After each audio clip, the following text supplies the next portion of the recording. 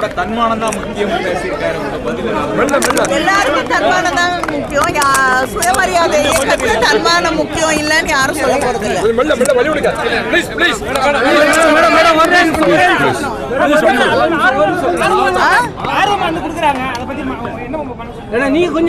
திராவிட முன்னேற்ற கழகத்துடைய தேர்தல் அறிக்கை மீது மக்கள் நம்பிக்கையோடு கொண்டு வந்து மனுக்களை தருகிறார்கள். அவர்களுடைய கருத்துக்களை எங்களோடு பகிர்ந்து கொள்கிறார்கள்.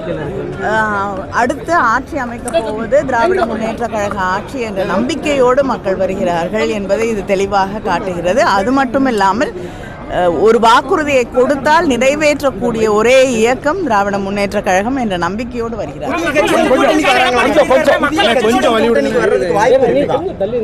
நிச்சயமா புதிய கட்சிகள் வருவதற்கு வாய்ப்பு இருக்கு. ஆனா அது யார் என்பதை நம்முடைய முதலமைச்சர் அவர்கள் தான் முடிவு செய்வார்கள்.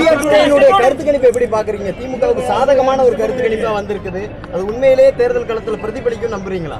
இல்லைங்க, எந்த கருத்து கணிப்பு வராட்டியும் நிச்சயமாக தேர்தல் களம் திராவிட முன்னேற்ற கழக கூட்டணிக்கு சாதகமாக இருப்பதாகத்தான் நான் கண்கூடாக ராகுல் காந்தி அவர்களோடு சந்திப்பு நடத்தினீங்க. அந்த பேச்சுவார்த்தை சுமூகமாக இருந்ததா? அந்த கூட்டணி எப்படி உறுதி செய்யப்பட்டு விட்டதா? இல்லை இன்னும் அதுல சலசலம் இல்லைங்க, இல்லை கூட்டணி உறுதி நான் செய்ய வேண்டியதில்லை. முதல்லயே கிட்டத்தட்ட பல ஆண்டுகளாக காங்கிரஸ் இயக்கத்தோடு திராவிட முன்னேற்ற கழகத்திற்கு ஒரு கூட்டணி இருக்கு. தொடர்ந்து மோதல் போக்கு நிலவுது. எந்த மோதல் போக்கும் எனக்கு தெரிஞ்சு இல்ல. நல்ல சுமூகமான